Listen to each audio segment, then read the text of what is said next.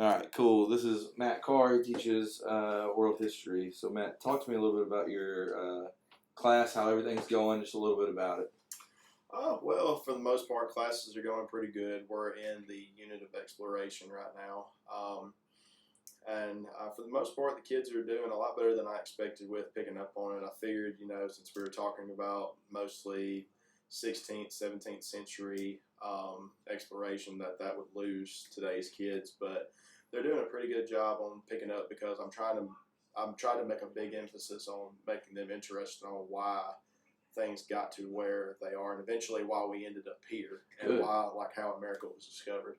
Yeah, absolutely. Well, that's awesome, and it's certainly keeping everybody engaged and trying to get them all involved and understanding why it's such a big deal with that. So you're talking about age of exploration. So we're talking about specific standard. Is that regarding to things like the Columbian Exchange and stuff like that? Yes, it is. The Columbian Exchange, the Middle Passage, all European exploration about how they were trying to find trade routes to get to Africa, India, and ultimately Asia. Awesome. So what activity today did you do in class, I guess that related to that standard, and then how did you ensure that the students were mastering that standard? Okay, so the activity that we had today in class was a think, pair, share activity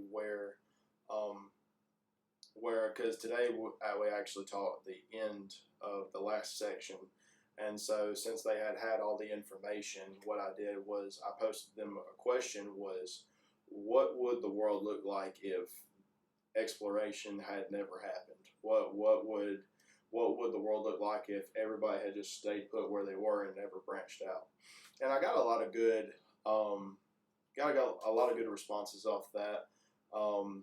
One big one that was mentioned to me was that slavery probably would have never happened, as far as the transportation of Africans to Europe and to the Americas eventually. But a big negative thing that was brought to my attention was the spread of religion, because that was one of the goals of Europe was to spread the gospel, mostly from the predominant Catholic countries in Europe. They wanted to beat the Protestants, and they wanted to spread Catholicism to all those newly undiscovered countries as well. God, gold, glory. That's right. There it is.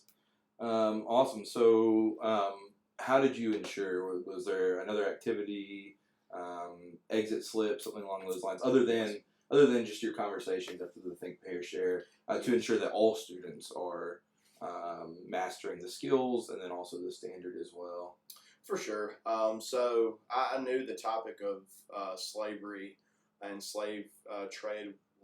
They really liked that. So today I made my exit slip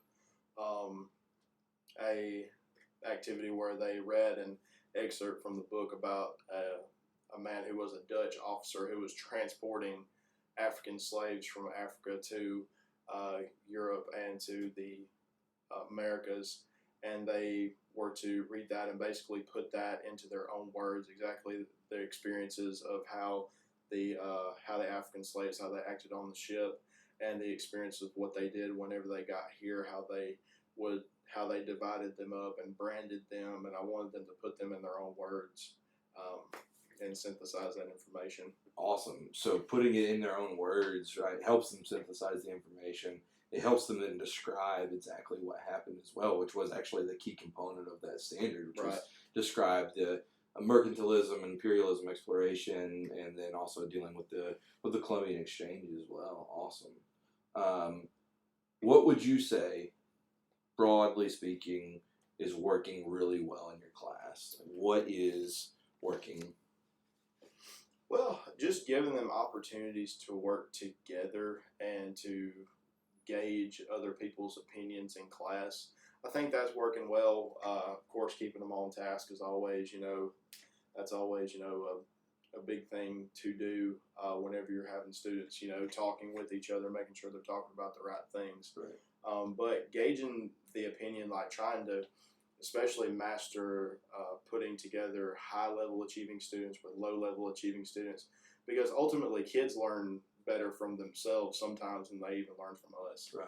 And I think that that's working very well according to the assessments that I like, the exit tickets and assessments that I give when they get a chance to work in groups versus when they just get to work by themselves.